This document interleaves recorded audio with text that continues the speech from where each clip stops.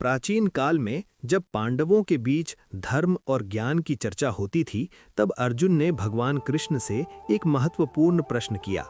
अर्जुन ने कहा, हे केशव, चैत्र मास के कृष्ण पक्ष में आने वाली एकादशी का क्या महत्व है, उसका नाम क्या है और उस व्रत को करने से मनुष्य को क्या फल प्राप्त होता है।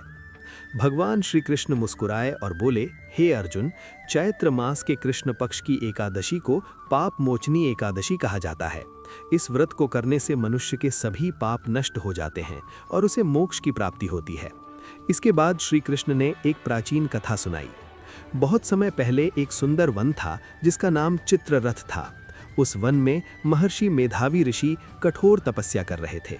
वे भगवान शिव के परम भक्त थे और इंद्रियों पर विजय पाने का प्रयास कर रहे थे। देवताओं के राजा इंद्र को भय हुआ कि यदि ये ऋषि अपनी तपस्या में सफल हो गए तो उनका प्रभाव बहुत बढ़ जाएगा।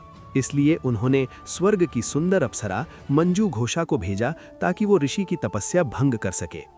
मंजू घोषा ने वीणा बजाकर मधुर गीत गाना शुरू किया। उसकी सुंदरता और संगीत से ऋषि मेधावी का मन विचलित हो गया और उनकी तपस्या भंग हो गई। धीरे धीरे वे उस अप्सरा के प्रेम में पड़ गए और उसके साथ रहने लगे। समय बीतता गया और उन्हें इसका एहसास भी नहीं हुआ। एक दिन जब मंजू घोषा ने स्वर्ग लौटने की अनुमति मांगी, तब ऋषि को पता चला कि वे 57 वर्षों तक तपस्या छोड़कर उसके साथ समय बिताते रहे। ये जानकर ऋषि को बहुत क्रोध आया और उन्होंने मंजू घोषा को श्राप दिया कि वो पिशाचिनी बन जाए। श्राप मिलते ही वो पिशाचिनी बन गई और डरकर ऋषि से क्षमा मांगने लगी। तब ऋषि मेधावी को अपनी भी गलती का एहसास हुआ। उन्होंने कहा कि यदि वो पाप मोचनी एकादशी का व्रत करे तो उसे इस श्राप से मुक्ति मिल जाएगी। मंजू घोषा ने श्रद्धा और विधि से पाप मोचनी एकादशी का व्रत किया।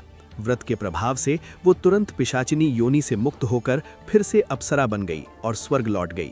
बाद में ऋषि मेधावी ने भी ये व्रत किया और अपने पापों से मुक्त हो गए।